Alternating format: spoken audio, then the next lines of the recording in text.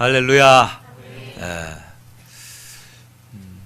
손님이 웨이터를 불렀어요.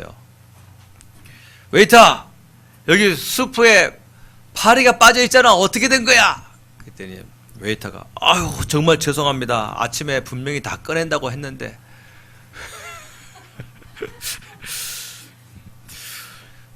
수술을 받으려고 대기 중이던 환자가 갑자기 휠체어를 타고 막 도망을 치는 거예요. 그래서 경비가 딱 세워가지고 아니 환자분 무슨 일이에요? 환자가 말합니다. 아니 방금 간호사가 하는 말이 간단한 수술이에요. 금방 끝날 거니까 걱정하지 마세요. 그랬단 말이에요. 그래서 경비가 그거는 환자분을 안심시키려고 해준 말이에요. 그랬더니 환자가 하는 말이 문제는 그거를 나한테 한 말이 아니라 의사한테 했단 말입니다. 좀 길게 생각하세요. 실수로 만들어진 것들이 세상에 많아요, 여러분. 포스트잇은 실수로 만들어졌다 그래요. 원래는 그 3M이라고 하는 세계적인 그 회사에서 절대로 떨어지지 않는 접착제를 만들려고 했는데 그 원료 배합을 잘못해가지고 너무 이렇게 묽어진 거예요. 그래가지고 스펜서 실버라고 하는 이 직원이 실수로 이렇게 엉망진창의 접착제를 만들어가지고 아주 혼쭐이 났어요. 그리고서 시간이 많이 지나서 하루는 교회 가가지고 그 교회 예배당에 성경 구절을 기록하기 위하여 꼽아놨던 메모지가 바닥에 와장창 떨어지는 일이 있었네.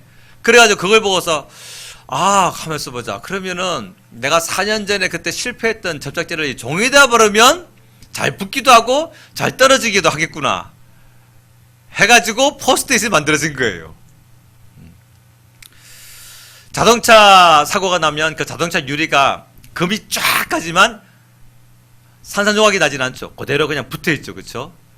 옛날에는 안 그랬습니다. 한 3, 40년 전만 해도 자동차 사고가 나면 그 유리 파편이 사람의 몸을 상하게 했어요. 유리 조각이에요. 전체가 다. 지금은 안전유리로 사고가 나도 금방 갈 뿐이지 딱 붙어있어요. 유리째. 그게 안전유리래요.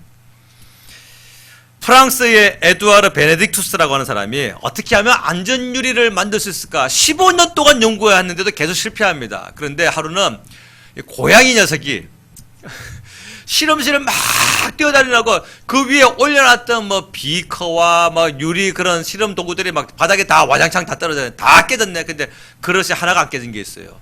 이거 왜 안 깨졌지? 금방 가고 안 깨진 거야. 그래가지고 이것을 성분 조사를 해봤더니 그 안에 셀룰로이드라고 하는 성분이 충격을 완화해가지고 금방 가고 깨지지 않은 거예요. 그래서 거기서 영감을 얻어가지고서 그동안 자기가 15년 동안 실패했던 안전유리를 만들어냅니다.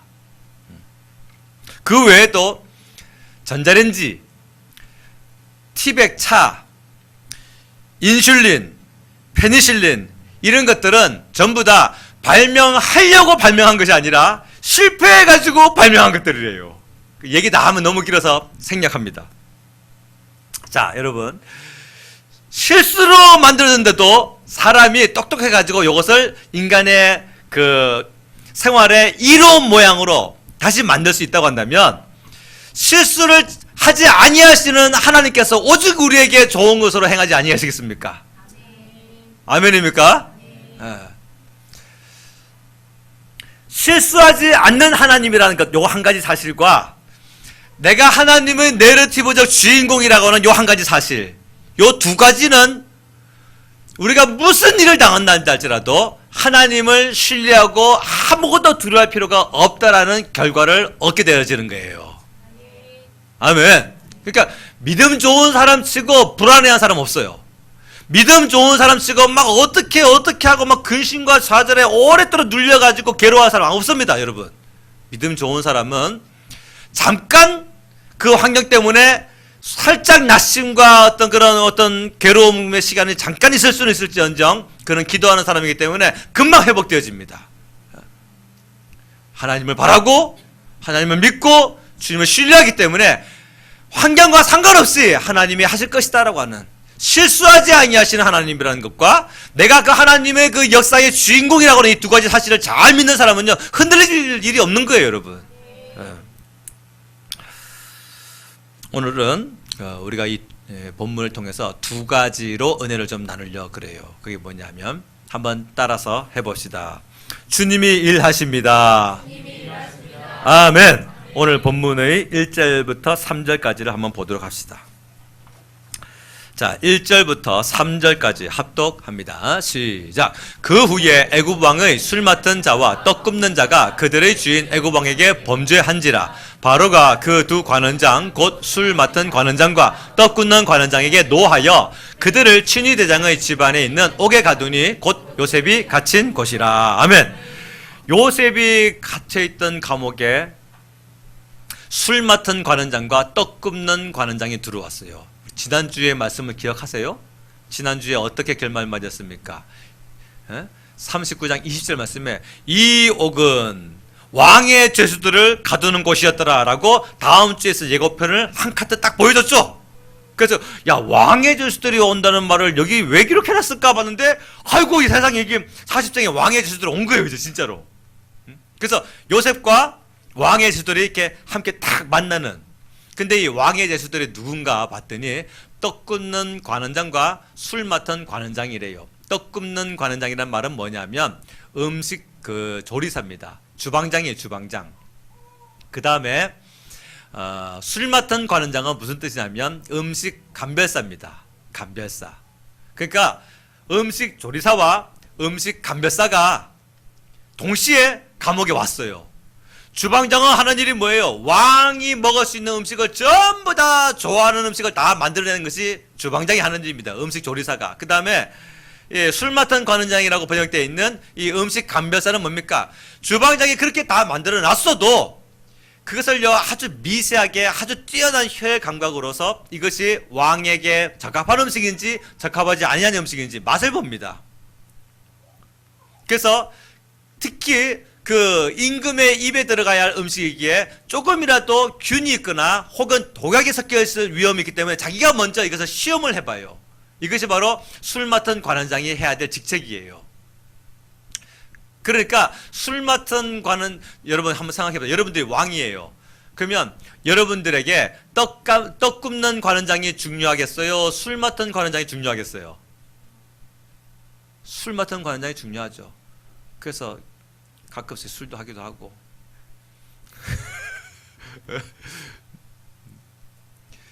떡 굽는 관원장은 조리만 하지만 술 맡은 관원장은 그 조리한 것이 임금에게 맞는지 안 맞는지 자기의 생명을 걸고 그 음식을 맛을 보는 사람입니다. 그러니까 임금의 입장에서 떡 굽는 관원장은 요리 실력만 좋으면 세울 수 있지만 술 맡은 관원장은요, 정말 내가 신뢰하는 사람이 아니면 세울 수가 없는 거예요. 그러니까 우리가 잘 아는 그 느헤미야도 술 맡은 관원장이었죠. 아하수에로 왕이 술 맡은 관원장.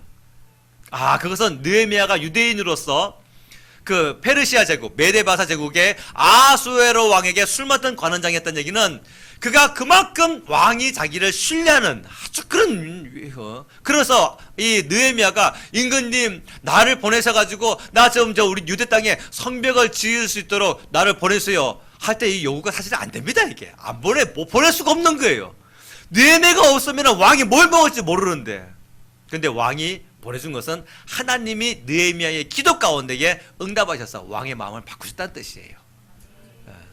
뭐 내용을 잘 모르시는 분들은 그냥 넘어가시든가 아니면 느헤미야서를 한번 읽어보시든가 그러면 됩니다. 어쨌든 자, 그런데 봐봐요. 떡 굽는 관원장과 술 맡은 관원장이 동시에 왕에게 죄를 졌다 그랬어요. 오늘 1절에 보니까 뭐라 합니까? 다시 한번 읽어볼게요. 1절 시작. 그 후에 애굽 왕의 술 맡은 자와 떡 굽는 자가 그들의 주인 애굽 왕에게, 요게 뭔 죄냐? 요것은 하나밖에 없어요. 왕을 음식으로 살해할 목적을 가졌다가 두통난 거예요. 그거 외에는 없는 거예요. 떡 굽는 관원장과 술 맡은 관원장이 야, 우리 한번 정권을 한번 바꿔보자. 술 맡은 관원장에게는요, 이 권세가 막강하기 때문에 얼마나 많은 로비 활동을 하는지 모릅니다. 밑에 지방장관들이 돈을 많이 대주고, 그래가지고 술 맡은 관원장은 말 그 자체가 부귀영화예요. 그래서 왕이 아주 신뢰하는 사람 아니면 안 세웁니다. 그런데 음식 주방장과 음식 감별사가 동시에 왕에게 범죄했다는 것은 왕을 정권을 한번 바꿔볼 계획을 가지고 왕을 살해할 시도를 했다가 들통나가지고 지금 감옥에 들어온. 근데 실제로 이게 그냥 뭐 대충의 죄가 아니었어요. 왜냐하면 나중에 보면 알겠지만 하나는 용서받고 하나는 이제 용서받은 게 사면당한 거예요. 자기 이제 바로의 생일 때문에. 광복절 특사처럼.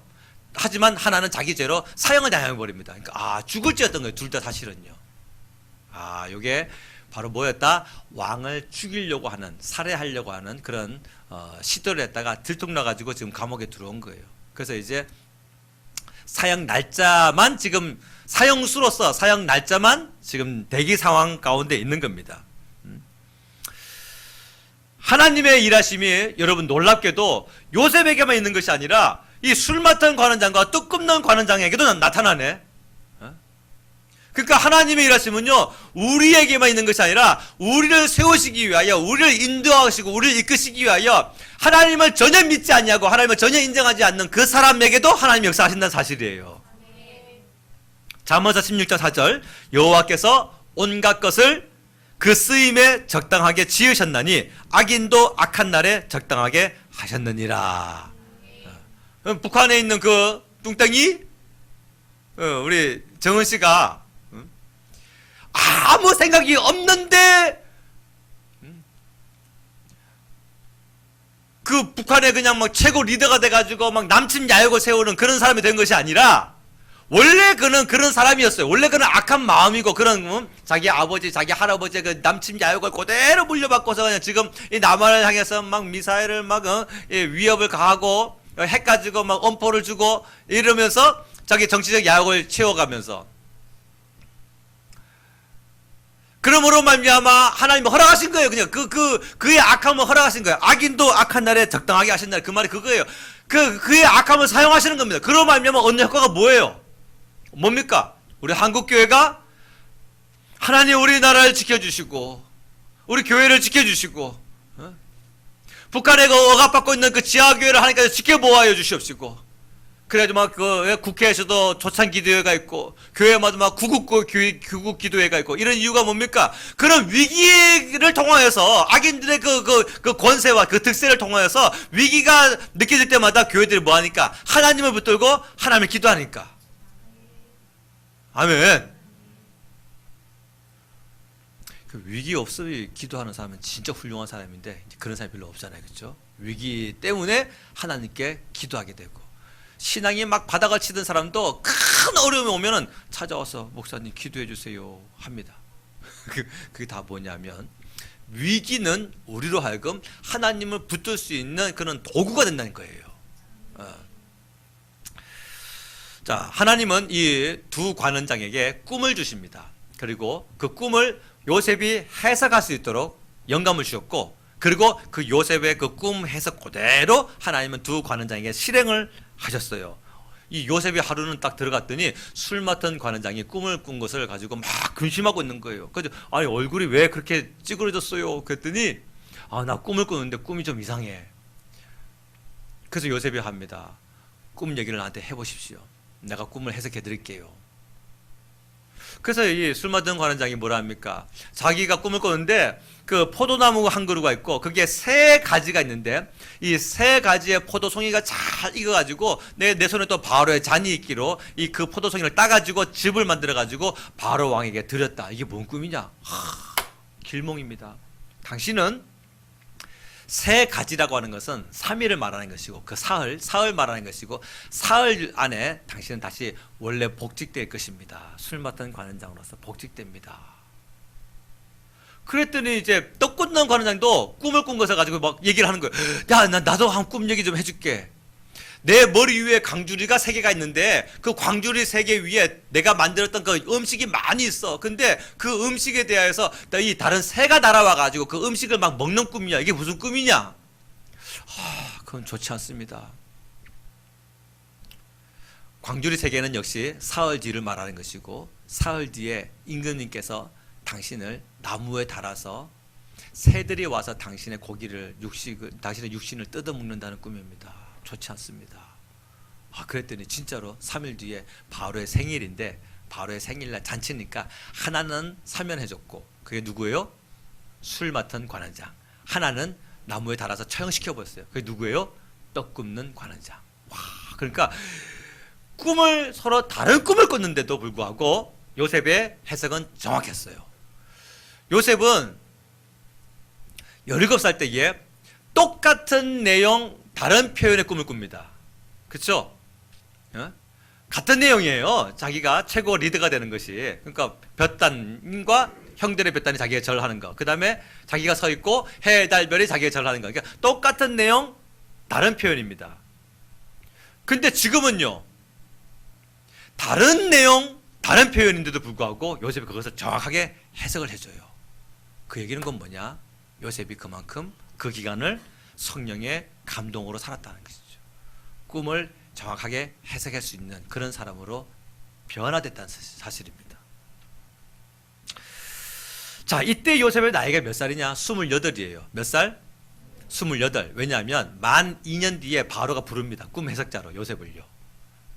그 이유는 뭐냐면 지금 여기서 복직됐던 술 맡던 관원장이 요셉을 소개시켜줘요. 바로가 꿈을 꾸고 난 뒤에.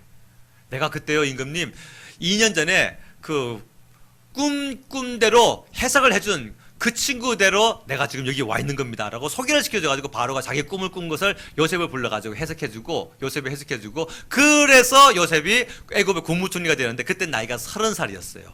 그러니까 지금 몇 살이다? 28살이다. 그러면 자, 봐봐요. 요셉의 꿈을 처음 꿀 때, 창세기 37장에서 꿈 꿀 때가 몇 살이었어요? 17살. 17살인데 지금 몇 살이라고요? 28. 그럼 몇 년 흐른 거예요? 11년. 이 11년 동안이 자기의 인생은 바닥을 치고 뒹구는 삶이었는데 요셉이 원망과 불편함과 막 즐거움 가운데 살 수 있는 그런 환경이었음에도 불구하고 그렇지 않았다는 거예요.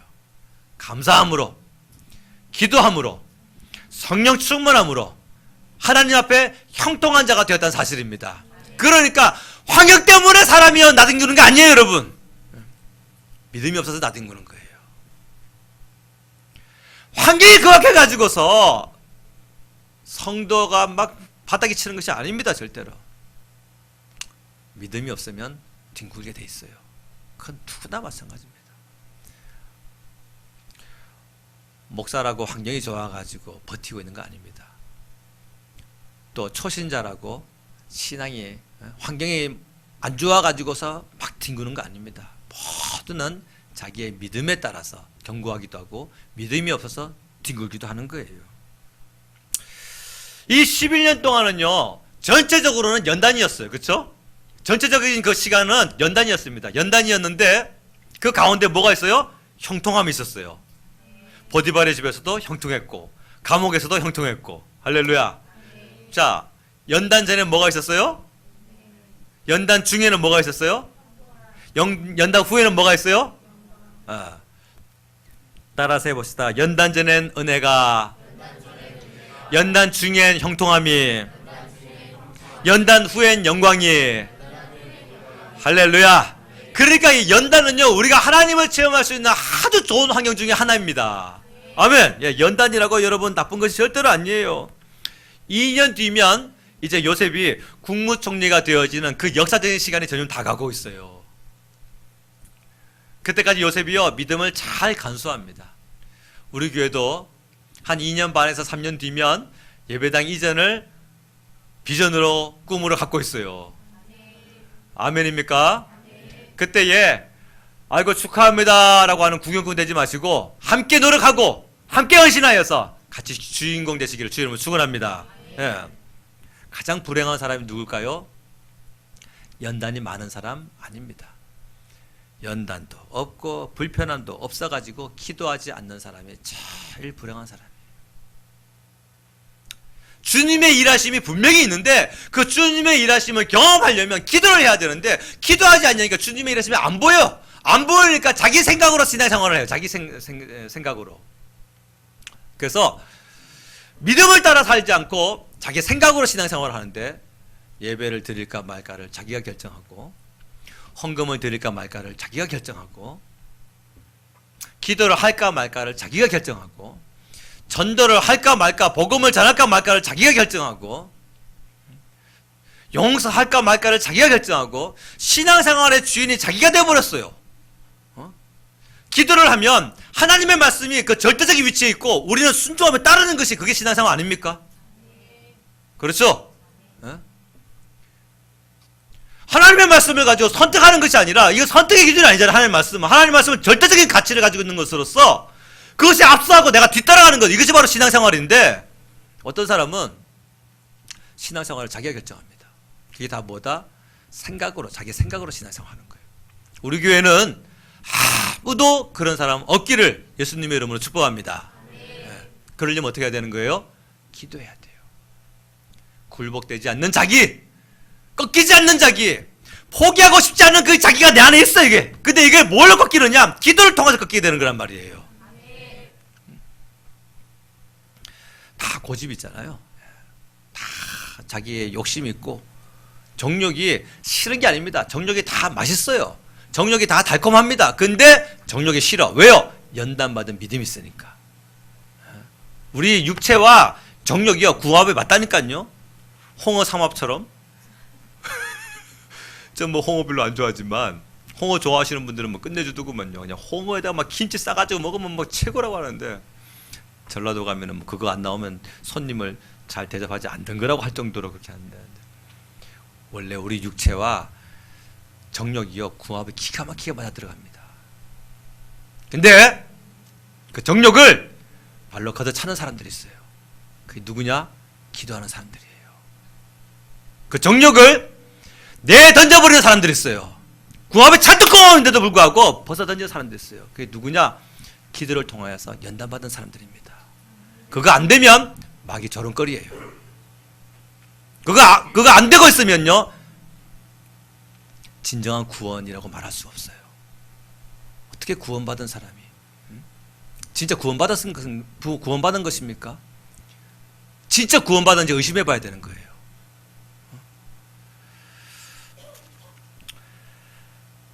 문제는 뭐냐? 사람이 아무 문제가 없으면 기도하지 않는 것이 문제입니다. 하나님은 밤마다 그 통곡하며 기도하는 그 요셉의 머리를 쓰다듬어 주셨을 것이고, 요셉의 가슴을 어루만져 주셨을 것이고, 그 피조물을 통하여 그 세상의 형제에게 팔렸어요. 형제에게. 여러분, 한 아버지의 형제에게 사망자 처리되어 버렸고 팔려버렸어요. 그 속에서 도끼가 올라올 거예요. 도끼가 아마. 그 원망과 증오심은 이루 말할 수가 없을 겁니다. 근데 요셉이 그렇게 원망과 증오심에 사는 것이 아니라 기도로 하나님 앞에 받은 그 꿈을 가슴에 간직하면서 합니다. 그래서 요셉이 여호와 앞에 형통한 자가 된 거예요. 사랑하는 여러분, 환경 때문에 힘든 거 아닙니다. 믿음이 없어서 힘들어하는 거예요. 제발 꼭 기도할 수 있는 우리 서울 좋은교회 되시기를 예수님의 이름으로 축복합니다. 두 번째, 한번 따라서 해봅시다. 깨어있는 것은 우리의 몫입니다. 아멘. 자, 7절과 8절 말씀 보겠습니다.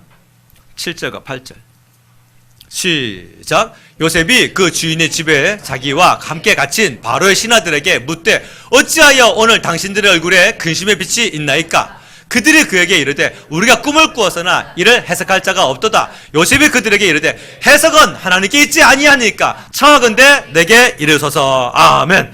주님이 일하신다고 다 내려놓으면 될까요? 안 될까요? 안 됩니다. 주님이 일하심이 확실하게 믿어지는 사람은요, 더 열심히 일을 합니다. 그게 진짜 믿음이에요. 우리 그 교회 건너편에 우리은행 있지 않습니까? 그 우리은행이 신뢰할 만한 은행인 거죠. 그 신뢰할 만한 은행이 아니면 거기다가 우리의 귀한 돈을 저금을 안 하죠. 만약에 은행이 곧 부도 처리가 될 것 같다라는 뉴스 보도가 나왔다 합시다. 그러면 그거 신뢰 못 하죠. 그럼 그때가 돈을 안 넣죠. 마찬가지입니다. 믿음이 좋으면요, 행실과 똑같이 그 동반되게 돼 있는 거예요. 이게 믿음 따라 행위 따라 구별될 수 있는 것이 아니란 말씀이에요. 그래서 주님의 일하심이 믿어지는 사람은요, 기쁨으로 일을 합니다. 자기 가정을 위해서, 교회를 위하여, 기관을 위하여서, 개인 전도를 위하여서 주님이 나와 함께 하신다는 믿음이 있는 사람은요, 항상 기쁨 가운데 일을 할 수가 있는 거예요. 아멘. 네. 주님이 일하실 것이라고 믿기 때문에 나는 아무 일 안 해도 돼 하고서 팔짱 끼는 사람들이 간혹 있을 수가 있어요. 성경은 그런 사람을 게으른 사람이다 라고 합니다. 뭐라고 하느냐? 게으른 사람이다. 얼마나 게으른가? 개미보다 못할 정도로 게으르다 그래요. 잠언서 6장에 보니까 그런 사람들은 게으른 자여 개미에게로 가서 그가 하는 것을 보고 지혜를 얻으라. 아, 개미보다 못하구나, 게으른 사람은. 어느 날 그 왕의 관원장들이 꿈을 꿨어요. 그래서 이걸 딱 상황을 파악한 요셉이 뭐라고 말하냐? 다시 한번 8절에 봅시다. 8절에 시작. 그들이 그에게 이르되 우리가 꿈을 꾸었으나 이를 해석할 자가 없도다. 요셉이 그들에게 이르되 해석은 하나님께 있지 아니하니까 청하건대 내게 이르소서. 아멘. 야, 이 말씀을 우리는 가슴에 새겨야 됩니다. 해석은 하나님께 있지 아니합니까? 그러므로 하나님께 가서 기도해 보세요. 이렇게 말하지 않고 해석은 하나님께 있지 않습니까? 그러므로 나에게 말씀하세요. 이 얘기는 곧 뭐냐? 내가 하나님의 성령에 감동된 사람입니다. 그 뜻이에요. 성도는 그 정도 말을 할 수 있어야 됩니다. 세상 사람들이, 믿지 않는 사람들이 뭔가 생활의 어려움과 불편함을 가지고 고민하고 있을 때에 당신의 삶의 문제는 하나님께 있지 않습니까? 그러므로 나한테 얘기해 보세요. 이렇게 말할 수 있어야 됩니다. 어째 아멘이 당신의 그 문제는 하나님의 주권 안에 있지 않습니까? 그러므로 당신의 그 문제를 오늘 나에게 얘기해 보세요 라고 말할 수 있어야 됩니다. 아멘. 영적 은사를 받아야 제대로 된 꿈 해석을 할 수가 있어요. 해몽은 이 당시의 사람들에게는요, 이 애굽 사람들에게 해몽은 학술이었어요. 학술. 그래가지고 이 꿈을 해석할 수 있는 그 지식을 배우고 이걸 연구하고 그리고 교육되어지는 것입니다. 그런데 요셉은 뭐라 하냐면 아니다, 이거 하나님의 은사다. 꿈 해석은 하나님의 은사다. 바로 그거예요. 여러분, 꿈꾸고서 별이 뜻하는 것은 무엇입니까? 네이버 교수님한테 묻고, 내가 5월생인데 5월 달에 별자리는 뭡니까? 묻고, 이런 거 하면 돼요, 안 돼요? 그건 하나님의 내가 하나님의 주인공입니다라는 것을 인정하지 않는 것입니다. 혈액형별 궁합, A형과 O형이 잘 맞고 B형과 누구는 상극이고, 이런 거 믿으면 돼요, 안 돼요? 언제부터 사람의 인연이요, 사람에게 점치고 사람에게 궁합을 묻고 하게 됐습니까? 우리는 하나님의 내러티브 주인공들로서 하나님께서 우리에게 좋은 사람을 만나게 하시고 배우자를 만나게 하시고 하나님이 우리에게 사업체를 맡게 하시고 비록 굴곡이 있다 한다 할지라도 그 굴곡 가운데서도 하나님께 영광이 되어지거나 하나님이 형통케 하시거나 이런 은혜가 하나님으로부터 우리에게 온다는 사실을 믿으시기 바랍니다. 별자리 운세, 오늘의 운세, 원래는 흰쥐의 해라고 하는데 흰쥐면은 무슨 복이 있다, 돼지면은 무슨 복이 있다, 이런 것들 전부 다 미신입니다. 그것은 우리를 지으시고 우리를 하나님의 그 주권으로 이끌으시는 하나님을 욕보이는 거예요. 우리 그런 건 절대로 하지 마시길 바랍니다. 네. 자, 요셉은 그 17살에 37장에서 17살에 꿈을 꿨습니다. 그리고 11년이 지난 뒤에 요셉은요, 다른 사람의 꿈을 정확하게 해석할 수 있는 그 은사까지 갖췄어요. 그것은 곧 뭐다? 이 11년 동안 요셉이 꿈을 한 번도 포기하지 않았다는 것입니다. 황량한 바닥을 치고 뒹굴었지만 요셉의 신앙은 든든했다는 사실이에요. 다시 말하면 요셉은 한마디로 뭐였다? 꿈꾸는 자였다. 꿈을 꾸는 사람은 많은데 꿈을 놓고 기도하는 사람은 많지 않습니다. 그리고 그 꿈을 놓고 기도하다가 그 꿈이 자기에게 현실이 되어지는 사람은 더 희귀하죠. 그런데 요셉은 꿈꾸는 자였다가 꿈을 해석하는 자에다가 꿈을 성취하는 자가 됩니다. 우리도 꿈이 있으면 그 꿈을 놓고서 뭐하고? 기도하고. 언제까지? 꿈이 이루어질 때까지. 그래서 그 여러분들의 그 꿈이 여러분들의 현실이 되시기를 축복합니다. 이 요셉의 꿈에 대한 비전이 누구에게서 물려받은 거냐? 자기 아버지에게서 물려받은 거예요. 왜냐하면 자기 아버지 야곱이 꿈꾸는 자였잖아요. 응? 그런 표정을 하면 제가 설명이 길어집니다. 창세기 28장에서 야곱이 꿈을 꿉니다. 그 자기 아버지 집에서 야반 도주를 하다가 그 사닥다리가 닿고 천사가 막 위아래로 왕래하고 하나님의 보좌가 탁 보이고 하나님께서 막 찌렁찌렁 음성으로 야곱아, 나는 너의 아버지 이삭의 하나님이요 나는 너의 하렙이 아브라함의 하나님이다. 내가 너와 함께 할 것이고 네가 어디로 가는지 내가 함께 할 것이고 네가 이 땅에 반드시 돌아올 때까지 내가 너를 절대로 떠나지 아니할 거야. 근데 야곱이 20년 동안 하나님께 진짜 함께 하시고 20년 후에 자기가 여기 이 땅에 다시 돌아오게 되는 그 꿈을 그대로 성취하시는 것을 야곱이 경험한 거예요. 그런데 어느 날 야곱이 제일 사랑했던 11번째 아들 요셉이 와가지고 아버지 나 꿈 꿨어요. 볕단 꿈이고 해와 달과 11개의 별이 절하는 꿈입니다. 근데 야곱이 성경에 보니까 뭐랬습니까? 이 녀석이 아버지 내가 너한테 잘한단 말이냐 라고 한번 호통을 쳤지만 야곱은 그것을 마음에 두었더라 그랬어요. 왜냐? 자기도 꿈대로 되어버렸으니까. 그러니까 자 보세요 여러분. 여러분들 요셉이에요. 근데 여러분들이 아버지한테 여러분들의 아버지도 그 꿈대로 다 성취되어진 그런 분이에요. 그러면 여러분들이 요셉으로서 아버지에게 그 얘기할 때에 아버지로부터 온갖 조언을 듣고 영적인 비전에 대해서 잘 영적인 조언을 듣지 않겠냐는 말씀이에요. 그렇죠?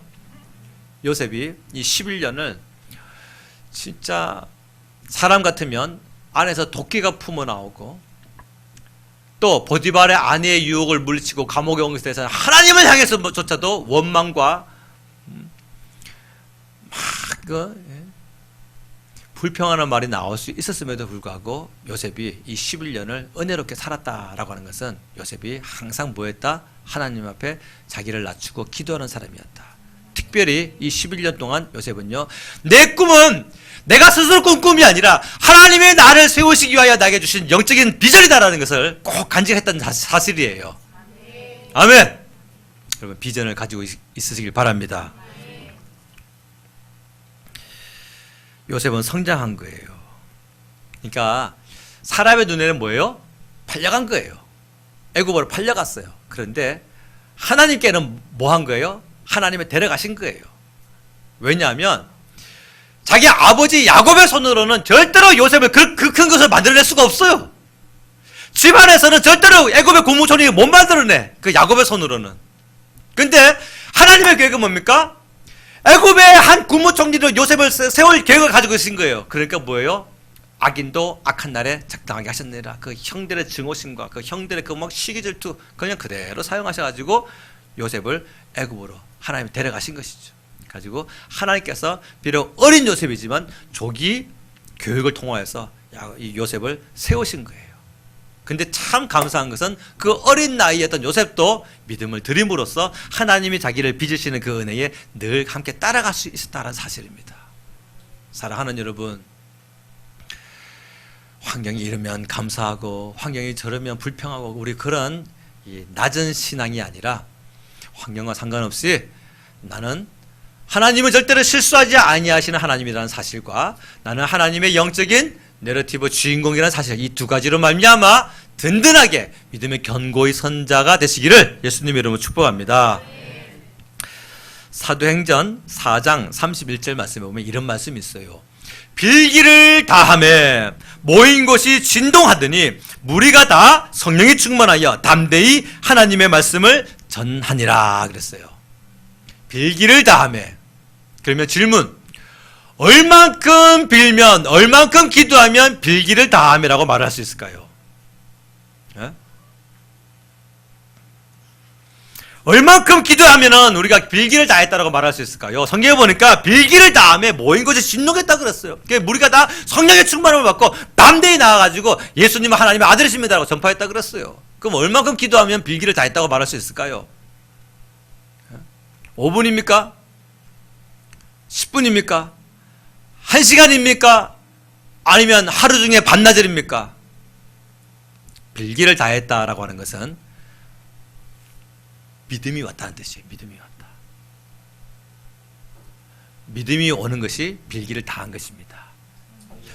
기도를 많이 했는데도 믿음이 안 오면 빌기를 다한 것 같지만 빌기를 다한 것이 아니에요. 믿음은 성령이 우리 안에 일으키시는 가장 좋은 은사 중에 최고의 은사인 것입니다. 아멘. 병을 고치고 귀신을 내쫓고 온갖 없는 것을 있게 만드는 기적을 행하는 그것보다 더 중요한 것은 뭡니까? 오늘 내 안에 하나님이 하시리라 라고 하는 그 영적인 믿음을 내 안에 일으키시는 것, 이게 성령이 우리 안에 역사하시는 최고의 은사인 것입니다. 아멘. 별 기적을 다 일으켜도 내 삶을 이끄시는 하나님인 것을 내가 믿지 못하면, 잘못하면 끝날 수가 있어요. 요한복음 14장 14절 말씀에 내 이름으로 무엇이든지 내게 구하면 내가 시행하리라. 우리 주님은 기도를 들으시고 움직이신다고 약속하셨어요. 그러니까 여러분, 누가 교만한 자고 누가 겸손한 자예요? 기도하지 않는 자가 교만한 자고 기도하는 자가 겸손한 자입니다. 기도하지 않는다고 하는 것은 자기 지혜, 자기 힘 의지한다는 뜻이에요. 만약에 제가 설교자로서 기도하지 않는다고 한다면,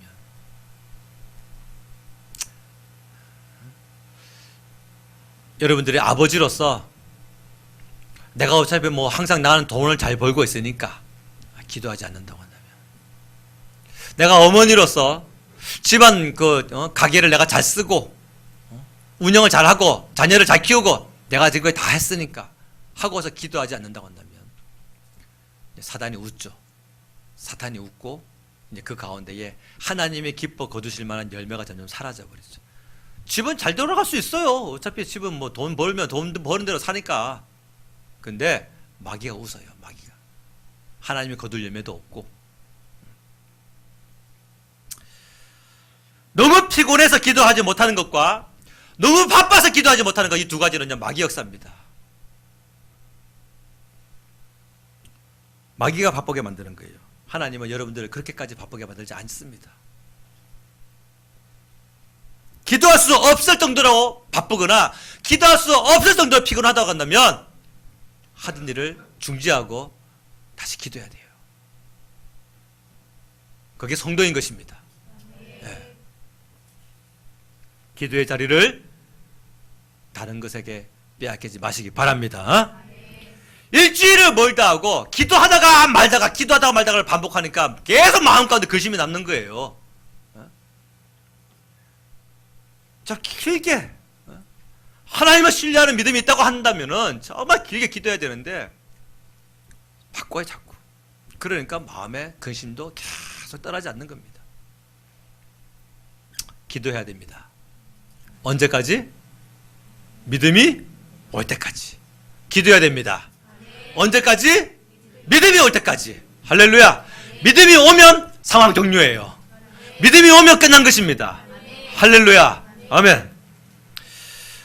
요셉의 요구가 막혔는데 요셉이 실망하지 않습니다. 봐봐요. 오늘 본문에 요셉이 14절부터 15절 말씀 보세요. 읽습니다. 시작. 당신이 잘 되시거든 나를 생각하고 내게 은혜를 베풀어서 내 사정을 바로에게 아뢰어 이 집에서 나를 건져 주소서. 나는 히브리 땅에서 끌려온 자여 여기서도 옥에 갇힐 일은 행하지 아니하였나이다. 아멘. 요셉이 한 가지를 알고 있었어요. 그게 뭐냐면 당신들의 그 꿈과 당신들의 미래는 다 하나님의 주권에 있습니다라는 것은 정확히 알고 있었어요. 근데 아직까지 자기가 그 사람의 도움을 좀 받고 싶어 하는 거예요. 그래가지고 임금님께 상소 좀 올려주세요. 나는 좀 억울한 옥살이를 지금 하고 있습니다. 아직까지 하나님의 때까지 기다려야 되는데 아직 거기까지의 믿음은 갖추지 못했던 거예요. 그래가지고 술 맡던 관원장에게 당신이 잘 되거든 나를 임금님에게 좀 상소해 주세요. 나를 좀 풀어줄 수 있도록. 나는 죄인이 아닙니다. 억울합니다. 그러니까 하나님의 능하신 손길에 완전하게 맡기지는 못했던 것 같아요. 그런데도 요셉이 그거는 그거였지만 그 마음 가운데에 하나님이 하시리라라고 하는 그 믿음은 꼭 간직하고 있었어요. 요셉의 연약함 가운데에 요셉은 또 믿음을 가지고 있었죠. 그래서 요셉의 요구가 막힙니다. 모세도 그랬죠. 모세도 요구에 좀 막혔죠. 하나님, 나를 가나안 땅에 한 번만이라도, 한 발자국이라도 좀 들어갈 수 있도록 허락해 주세요. 하나님이 안 돼, 너는. 하나님의 치사한 말씀하셨어요. 그게 뭐냐면, 너 옛날에 내가 그 말로 명하라 그랬는데 몽둥이로 그냥 바위를 내려 쳐버렸잖아. 후두개 갈겼잖아, 2번이나. 너 그것 때문에 안 돼 라고 했지만 사실 그것 때문이 아니었죠. 모세는 율법의 주인공으로서 율법으로는 천국의 가나안 땅에 들어갈 수가 없다라는 그 모형을 완성하기 위하여 모세가 그냥 그렇게 쓰임받은 거예요. 그냥. 그렇죠? 네, 그거예요.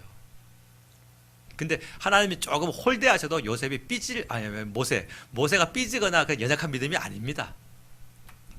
바울도 마찬가지였어요. 예수님, 나의 육체에 가시가 있는데 이걸 좀 치유해 주세요. 세상에 바울만큼 기적의 사람이 어디 있어요? 바울은요, 못 고칠 병이 없었어요. 바울은 자기가 쓰는 앞치마 하나 손수건 뽑아가지고 갖다 주면 귀신도 떠나가고 병도 다 났어요. 근데 자기 병은 못 고쳐요. 이 병을 고쳐주세요라고 3번이나 간절히 기도했는데 예수님께 오는 응답은 뭡니까? 됐어, 그만해. 내 은혜가 너한테는 충분해. 바울의 기도도 막힙니다. 아하, 무응답도 응답이구나.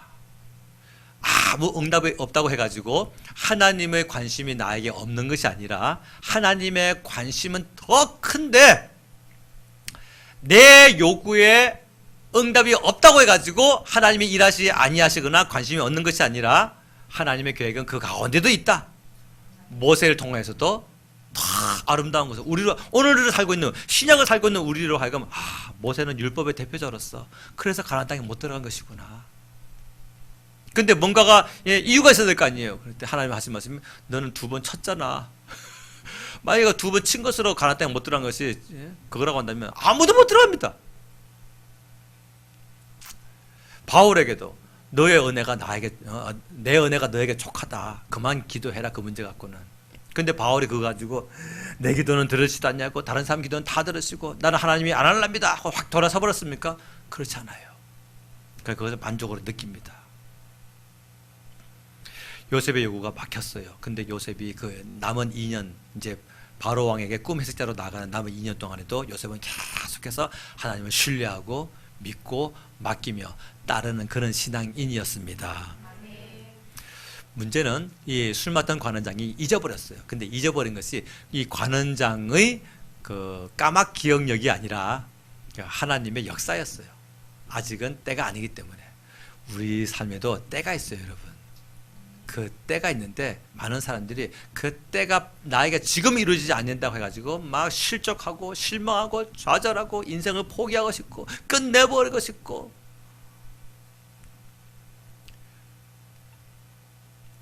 그래서 사람의 믿음이 흔들립니다. 그런데 그 한 가지 풀리지 않는 문제를 가지고 진짜로 깊이 한번 목숨을 걸고 기도해 보세요. 그러면요, 그 문제와 전혀 상관없는 은혜로운 삶을 살게 하십니다. 그 문제를 뛰어넘는 훌륭한 믿음 되게 하십니다.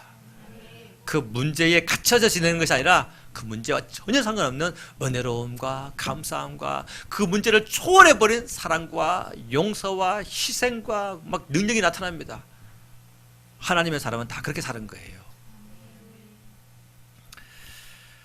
자, 말씀을 마칩니다. 환경에 꼬인 덕에 요셉이 은혜로운 사람이 되었어요. 오늘 우리가 환경이 꼬여있기 때문에 내가 하나님을 붙들 수 있는 것입니다. 아무 문제가 없으면 그냥 우리가 세상으로 막 아무 엔진이 없는 종이배는 어떡합니까? 물의 그 강력한 흐름에 그냥 한없이 끌려 내려가죠. 그렇잖아요, 그죠? 시냇물에 종이배 띄워놓으면 종이배 무슨 동력이 있어요? 그냥 흘러가 내려가지 않습니까? 그게 원래 우리예요. 근데 우리가 은혜를 향해서 역행하듯이 그스로 올라갈 수 있는 그 힘은 바로 무엇입니까? 성령의 능력인 것입니다. 그 성령의 능력은 언제 돌아가느냐? 기도하는 사람 속에. 그래서 세상에 쓸려가는 것이 아니라 세상을 거슬러 올라갈 수 있는, 정욕이 내 입에 딱 맞지만, 정욕이 내 몸에 딱 맞지만, 그러나 그것을 거부하고 물리치고 발로 차고 차내고 나는 생명의 하나님의 말씀을 따른다라고 하는 이 연단 받은 우수한 신앙인 여러분 되시기를 예수님의 이름으로 축복합니다. 기도합시다. 하나님 아버지, 우리는 가능성을 보고 믿음을 가지는 것이 아니라 기도하는 사람으로서 하나님을 신뢰함으로 믿음을 갖는 사람인 것입니다. 그러므로 지금까지는 환경을 바라보고 돌다리도 두들겨보고 건너는 사람이었다고 한다면, 이제는 하나님이 함께 하시라는 믿음을 가지고 내 발을 내디딜 때에 요단강도 갈라지고 홍해도 갈라지고 또는 베드로처럼 물을 걷게도 하시며, 우리가 갈 수 없는 그 길을 가게 하시고, 우리가 할 수 없는 그 일을 하게 하시며, 우리가 용서할 수 없는 그 일을 용서하게 하시고, 우리가 화평할 수 없었던 그 문제를 화평케 하시는, 뛰어넘을 수 없는 문제를 뛰어넘게 하시고, 소화해낼 수 없는 그 문제를 소화해내게 하시는 우리 하나님의 권능의 손길에 붙들린 인생이 되게 하여 주시옵소서. 내 힘으로는 안 됩니다. 그러나 기도할 때에 성령의 능력으로 말미암아 그와 같은 초월적인 신앙을 갖게 될 줄로 믿습니다. 오늘 우리에게 그 능력을 부어 주시옵소서. 우리 주여 세 이름으로 기도합니다. 주여, 주여, 주여.